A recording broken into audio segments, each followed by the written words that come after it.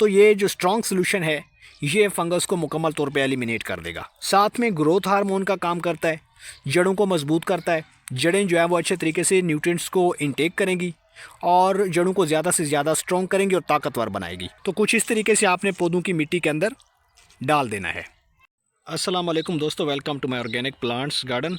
दोस्तों, summer season में जितने भी सब्ज़ी वाले पौधे होते हैं, जो छोटे पौधे होते हैं ख़ासकर, उन्हें ग्रो करने के लिए हम ग्रो बैग में या गमले में या किसी बड़ी जगह में लगा देते हैं। सीडलिंग तैयार होती है, स्प्राउटिंग होती है, फिर उसके बाद अचानक पौधे ने ग्रोथ करने के बजाय स्प्राउट करने के बाद पौधा अचानक से सूखने लग जाता है या उसकी ग्रोथ रुक जाती है, पत्ते जर्द पड़ जाते हैं या पीले पड़ जाते हैं। तो आज की इस वीडियो में हम बात करेंगे कि छोटे पौधों को आपने बीमारियों से कैसे बचाना है। छोटे पौधों को बहुत ज़्यादा एहतियात की ज़रूरत होती है, क्योंकि जितने भी छोटे पौधे होते हैं, जो सब्ज़ी वाले पौधे होते हैं या समर सीज़न में जो भी आप सीडलिंग करते हैं, उनको बहुत ज़्यादा ख़तरा होता है। बीमारियों का अटैक होता है, इंसेक्ट्स का अटैक होता है। जब मिट्टी के अंदर बीमारी आती है तो क्या होता है कि पौधा अचानक से सूखना शुरू कर देता है।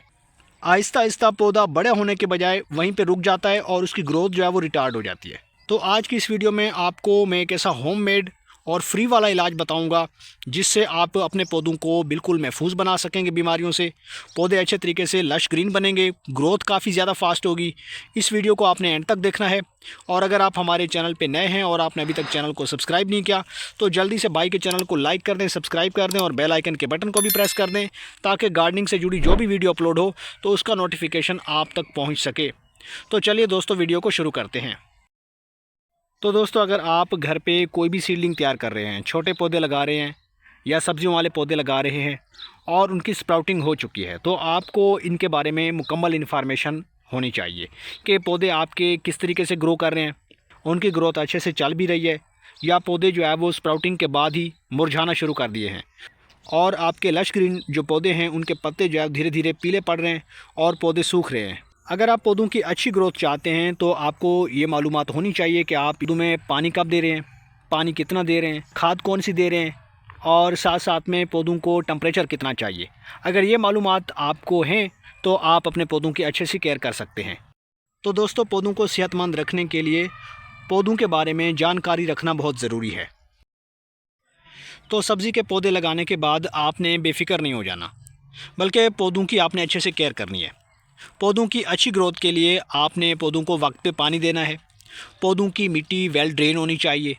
पौधों की मिट्टी के अंदर पानी जो है वो ज़्यादा देर तक खड़ा नहीं रहना चाहिए। पौधों को अच्छे से धूप भी मिलनी चाहिए। जितनी सनलाइट तेज़ होती है वैसे वैसे पौधों का जो पानी है वो एवापोरेट हो जाता है और पौधों के जो सरफेस के अंदर या गमले में या ग्रो बैग में कहीं भी आपने पौधे लगा रखे हैं, उनकी जो मिट्टी होती है सरफेस के ऊपर वो जल्दी से एवापोरेट हो जाती है और ड्राई हो जाती है।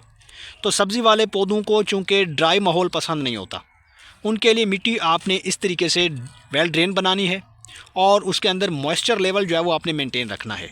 लेकिन अब पौधों को सिर्फ पानी और सनलाइट नहीं चाहिए, बल्कि अच्छे से खाद की ज़रूरत भी होती है। पौधों को आप जितनी अच्छी खाद प्रोवाइड करेंगे, पौधे उस स्पीड से आगे बढ़ते हैं। तो आपने इस बात का ध्यान रखना है कि आपने खाद कौन सी देनी है। कोशिश करें कि पौधों को शुरू में नाइट्रोजन वाली खादें दें। वेजिटेबल का जो लिक्विड होता है, सब्जियों के छिलकों का पानी जो होता है वो आप इस्तेमाल करें। शुरू में अगर आप अच्छे से मिट्टी तैयार करेंगे तो फिर आपको रिज़ल्ट भी अच्छा मिलने वाला है। इसके लिए आप 50% बाल मिट्टी लें, 40% इसमें कोई कंपोस्ट डाल दें। वर्मी कंपोस्ट मिल जाए तो ज़्यादा अच्छा है, नहीं तो आप उसकी जगह पे लीफ कंपोस्ट भी इस्तेमाल कर सकते हैं या फिर जो काऊ डंग कंपोस्ट है वो भी आप ले सकते हैं। कोशिश करें कि मिट्टी के अंदर फंगस ना लगे, क्योंकि खाद के दौरान क्या होता है कि जब हम पानी और खाद दे देते हैं तो बाज़ दफ़ा क्या होता है कि फंगस एक्टिव हो जाता है, क्योंकि आप पानी ज़्यादा दे रहे होते हैं और ज़्यादा पानी देने की वजह से फंगस का मसला पेश आ जाता है। तो दोस्तों, पानी, खाद और सनलाइट के बाद अब आपकी मिट्टी के अंदर अचानक से फंगस लग गया है। पौधे जो है वो हेल्दी थे और फिर अचानक से उन्होंने सूखना शुरू कर दिया है। तो दो बड़ी वजूहत हो सकती हैं। बीमारी जो है वो पौधों के पत्तों के ऊपर भी लग सकती है, यानी कि इंसेक्ट्स का अटैक हो सकता है। इंसेक्ट्स का अटैक हो जाता है। इंसेक्ट्स क्या करते हैं कि पौधों के पत्तों के ऊपर बैठ के इनको ख़राब करते हैं और रस चूसते हैं और पौधों के पत्तों को जगह जगह से ब्रेक कर देते हैं और ख़राब कर देते हैं। तो ऐसे में आपको कोई अच्छा सा ऑर्गेनिक इंसेक्टिसाइड जो है वो इस्तेमाल करना है। कोई भी आप फंजीसाइड या फिर इंसेक्टिसाइड या कोई भी पेस्टिसाइड का स्प्रे जो है वो तकरीबन 15 दिन के बाद ज़रूर करें, ख़ास तौर पे जो छोटे पौधे हमारे। अगर आपके पास कोई ऑर्गेनिक फंजीसाइड घर पे मौजूद नहीं है तो मैं आपके साथ एक आसान सा ये फार्मूला शेयर कर रहा हूँ। इस छोटी सी गोली का हम इस्तेमाल करने वाले हैं। इससे हम एक बेहतरीन फंजीसाइड भी बना सकते हैं और पेस्टिसाइड भी बना सकते हैं, क्योंकि ये गोली जो है वो एज ए फंजीसाइड काम करती है और ग्रोथ हार्मोन के तौर पर भी काम करती है। इस छोटी सी गोली का नाम क्या है? तो ये है डिस्प्रिन। ये छोटी सी गोली आपको मेडिकल स्टोर से भी मिल जाती है या फिर आपको ये अपने घर में ही मिल सकती है। तो इस छोटी सी गोली का हमने इस्तेमाल करना है। तो कीड़ों और फंगस के अटैक से बचने के लिए हमने इस डिस्प्रिन का इस्तेमाल करना है। बड़ी आसानी से मिल जाती है और बहुत ही सस्ती है। तो इसका सही इस्तेमाल क्या है, उसके लिए आपने करना ये है, आपने लेना है 1 गिलास पानी। 1 गिलास आपने पानी लेना है और 1 गिलास पानी के अंदर आपने ये पूरी गोली नहीं डालनी, बल्कि इसको आपने हाफ़ करना है कुछ इस तरीके से। इस तरीके से आपने 2 टुकड़ों में से तकसीम कर देना है। इसके बाद आपने 1 टुकड़ा पानी के अंदर डाल देना है कुछ इस तरीके से। पानी के अंदर डालते ही ये गोली जो है वो तेज़ी से डिज़ोल्व होना शुरू हो जाती है। तो अब इस सोल्यूशन को हमने पौधों पे अप्लाई करना है। इसके इस्तेमाल से क्या होगा कि पौधे की जो जड़ें ख़राब हो चुकी हैं वो रिपेयर हो जाएंगी। तो ये जो स्ट्रॉन्ग सोल्यूशन है ये फंगस को मुकम्मल तौर पे एलिमिनेट कर देगा। साथ में ग्रोथ हार्मोन का काम करता है, जड़ों को मजबूत करता है। जड़ें जो है वो अच्छे तरीके से न्यूट्रिएंट्स को इनटेक करेंगी और जड़ों को ज़्यादा से ज़्यादा स्ट्रॉन्ग करेंगी और ताकतवर बनाएगी।